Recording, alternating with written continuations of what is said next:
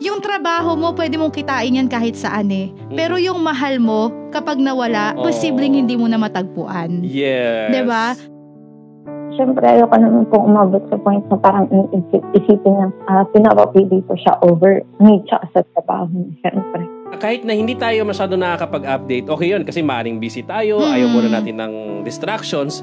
Pero sana may time tayo para sa isa't isa na makapagkamustahan man lang tayo bago tayo matulog. Kung may problema ba, baka mamaya may pinagdadaanan na pala yung partner natin, hindi niya lang masabi sa atin. Kahit na marami tayong ginagawa, kahit na marami tayong priority sa buhay, sana wag natin kalimutan na meron tayong partner, na may partner tayo nag-aantay nung kahit simpleng lambing lang natin. Di ba?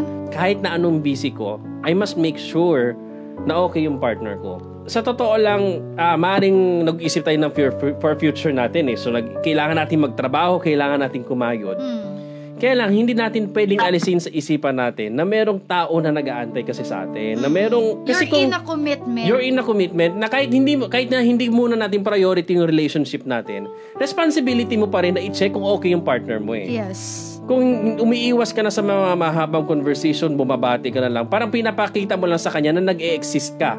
Pinapakita mo, pero hindi mo pinaparamdam na nag-e-exist ka. Di ba? Kapag ang lalaki talaga na medyo nawawala na yan ng interest sa pakipag, something's wrong na yan eh.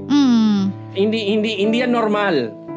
Lalo na kung matagal nang nangyayari yan, hindi yan atin normal. Di ba? Kahit ako nga, busy ako maghapon, kailangan i-make sure ko na makakapag-chat ako kay na sobrang pagod ko ngayong araw, pero wag mong kakalimutan na mahal kita. Yung mga words of affirmation ba? Naka naman. Diba? Gusto yun ng mga babae. Yes, yung bago man lang ba kayong pumikit, kahit na katabi mo yung partner mo, kahit na magkalayo kayo, yung magkatabi nga, nag-uusap na kamusta yung araw mo, di ba?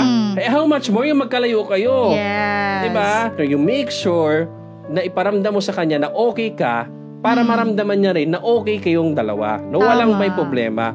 Na all. Yes. Sana all. Kahit anong busy ate, kahit anong busy, dapat kayang gawin yung ganon. Let us always remember that if we have a girlfriend or a boyfriend, we are in a commitment and every commitment requires a responsibility. Yes. Kasi minsan gusto lang natin ng pagmamahal, gusto lang natin ng commitment, pero ayaw natin ng responsibility. 'Di ba? Kung paano tayo nagiging responsible sa ating mga trabaho, kung dapat ganun din tayo maging responsable sa mga commitment natin sa ating mga jowa.